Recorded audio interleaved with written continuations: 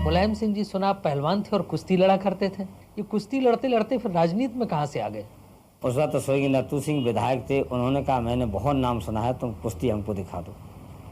तो हम कुश्ती लड़ गए और उनको कुश्ती हमारी पसंद आ गई।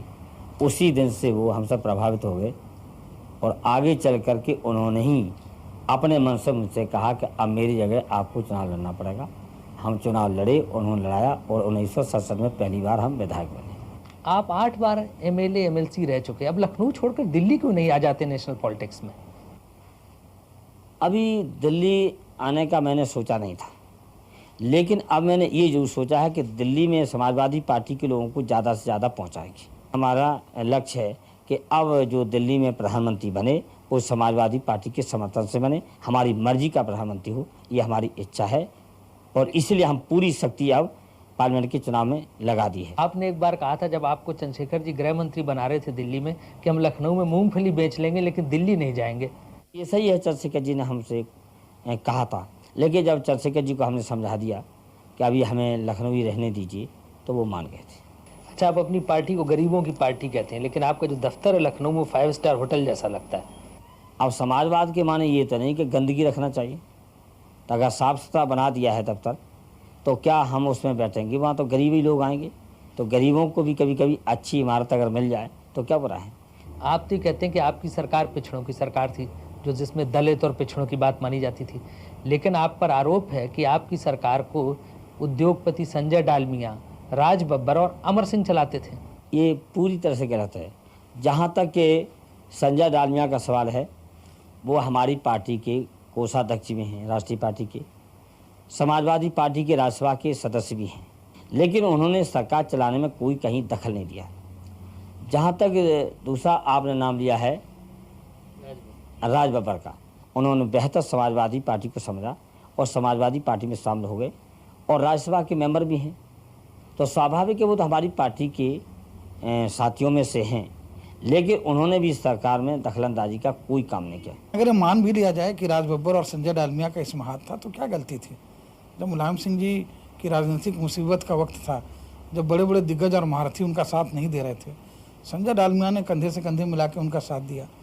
राज बब्बर ने उनकी जनसभाओं में और हर जगह उनके साथ राजनीतिक सहयोग और सहकारिता की बात रखी। आजकल सुना आप अपर कास्ट के लोगों को खुश करने की कोशिश में सभाओं में बैकवर्ड से हाथ उठाते हैं कि अपर कास्ट के लोगों को गाली नहीं देंगे। हमारी साफ राय है और समाजवादी पार्टी की नीति है, अगर हिंदुस्तान की राजनीति करनी है तो सबको लेके चलना है। इसलिए हर सभा में हम कहते हैं कि जो हमारा सहयोगी दल था वो गाली जरूर देता था ऊंची जात को, लेकिन हम उसी समय ऊंची जात को हम सम्मान देते थे और इसलिए बहुत ही शायद मन मन में बहुजन समाज पार्टी लोगों को इस बात से परेशानी थी कि जो मुख्य पोस्ट हैं और की पोस्ट हैं सरकार में वो ऊंची जात के पास क्यों हैं। बीजेपी ने जो आंकड़े निकाले हैं उसमें कहा गया है कि 70% यादवों को आपने पुलिस में भर्ती करवाया। इससे ज़्यादा झूठ कोई हो नहीं सकता कि 70% यादव थे। और मंडल आयोग की सिफारिशें लागू क्यों की गई?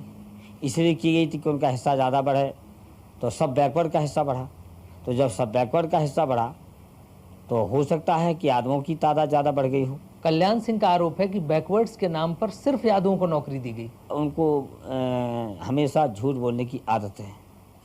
जैसे वो एक जो गरीब जात है या बैकवर्ड जात, उसको भी विभाजित करने के लिए कई बार उन्होंने इस तरह के बयान भी दिए। आज महत्वपूर्ण दिवस है। हमारी कामना है कि जितने अभी हैं सदस्य, वाणी सदस्य फिर जीत चुका है, यही मेरी कामना है और आपका साथ फिर बने। लेकिन ये सबसे बड़ी बात यह है, आपने सदन चलाना बहुत कठिन काम है। जिस कुर्सी पर बैठे हैं, इतने पूरे सदन के नेताओं को, सदस्यों को संतुष्ट करना, ये बहुत कठिन काम है और सबको संतुष्ट किया भी नहीं जा सकता है। हमें तो अनुभव है लोगों से जब बात करते हैं, लेकिन मैं इतना जरूर कहें कि आपने सदन को बहुत अच्छी तरह चलाने के लिए प्रयास। मैं प्रधानमंत्री जी को बधाई देना चाहते हैं। प्रधानमंत्री जी, आपने भी सबसे मिलजुल करके और सबका काम किया है। ये सही है कि हम जब मिले किसी काम के लिए कहा तो आपने उसी पर ऑर्डर किया। ये मैं आपका यहाँ पर आदर करता हूँ, सम्मान करता हूँ कि प्रधानमंत्री जी ने सबको लेके चलने का पूरा प्रयास किया।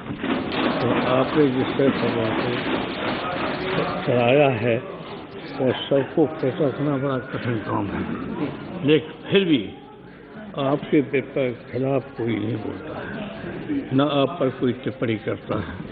इसे विशेषकर बधाई और धन्यवाद आपको देता हूँ।